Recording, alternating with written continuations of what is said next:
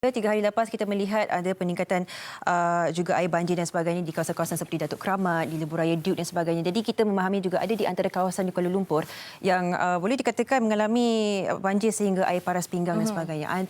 Ada juga antara penduduk yang telah pun terbiasa dengan keadaan ini. Jadi kita akan menghubungi seorang mangsa banjir yang akan memberikan kita sedikit sebanyak bagaimana sebenarnya aliran banjir ini sentiasa berlaku di kawasannya, khususnya di kawasan Datuk Keramat. Dan di talian video pada ketika ini Ahmad Nur Azri Ahmad Nuri. Assalamualaikum.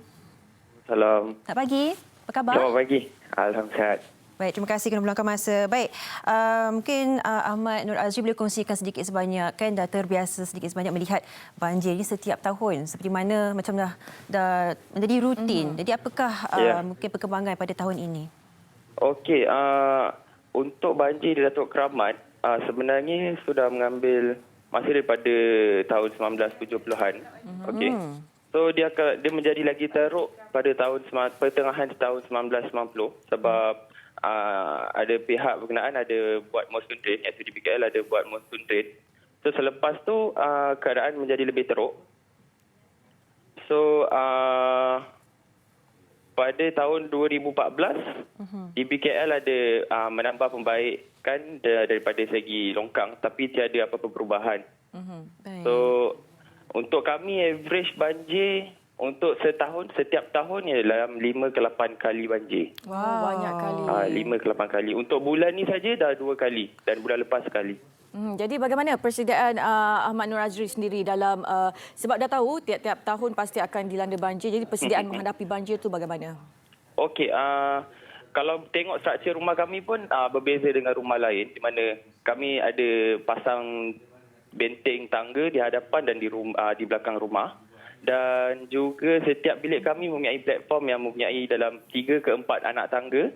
So setiap kali air dah memasuki daripada hadapan, kami dah sedia angkat barang masuk ke dalam bilik ke atas platform kami lah. Daripada segi kerosakan dan sebagainya, setiap kali berlaku berapa banyak kerosakan ataupun damage, berapa ringgit tu yang rasanya dibawa air dan sebagainya? Okey, untuk sekarang, dalam tahun 2000, tiada banyak kerosakan sebab sebelum tahun 2000 tu dah banyak sangat rosak. So kami tak ada beli barang baru ataupun tambah sofa ataupun tambah almari. So memang kosong, rumah ni totally kosong. Baik, perabotnya semua jenis yang boleh dipindah dan sebagainya. Memang yang perabot ni yang tinggal ada 3-4 ni hanya boleh yang kena air saja. Oh, yang tahan air. Yang lain semua dah kembang dan dah rosak.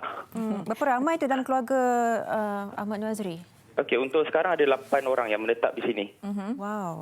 Jadi setakat ni lah banjir paling teruk sekali pernah berlaku bila? Selasa lepas. Okey, Selasa lepas. 17 bulan 11. Bila air mula naik tu? Okey, dalam pukul 5 petang macam tu air dah start naik. So tak sampai sejam air masuk. Sebelum ni air hanya takat pada tingkap. So tapi pada hari Selasa tu dia melebihi 2 inci daripada tingkap. Macam mana mungkin nak kata persiapan jangka masa panjang, sampai bila keluarga sendiri nak menghadapi kan? Okey, untuk persiapan jangka masa panjang, untuk keluarga kami dan penduduk sini tiada apa-apa solution dan tindakan untuk kami buat. Ini adalah semua daripada pihak atasan dan pihak berkenaan yang sepatutnya urus benda ni semua. Baik. Jadi mungkinlah harapan Azri sendiri terhadap situasi ini, mungkin inginkan penyelesaian segera diambil dan sebagainya. Okey, saya ingin berterima kasih juga kepada netizen-netizen yang membuatkan video ni viral dan membuatkan pihak atasan yang berkenaan telah datang semalam. Mereka telah datang semalam dan diorang tengok sendiri sistem pembaritan di sini, apa benda semua. Dan sekarang diorang kata diorang akan ada solution dan tindakan-tindakan yang diorang akan buat.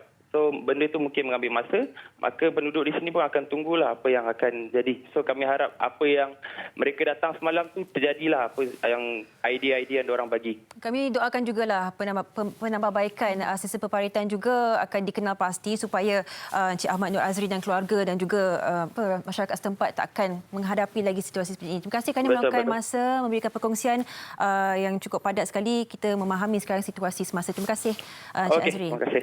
Baiklah tadi kita melihat ini antara setengah kawasan ni seperti acara tahunan kan. Betul. Dan ada di antara penduduk kesian sekali kita melihat sampai nak ada perabot sedia yang ada tu tak boleh. Kena Perasaan untuk kita ialah sebagai manusia biasa pastinya kita ingin sesuatu yang baru. Maksudnya mereka ini terpaksa stick dengan sesuatu perabot je. Kan tak boleh nak tukar sebab satu pembaziran dan sebagainya sebab kita tahu rumah tu akan mengalami banjir dan barang akan rosak dan sebagainya.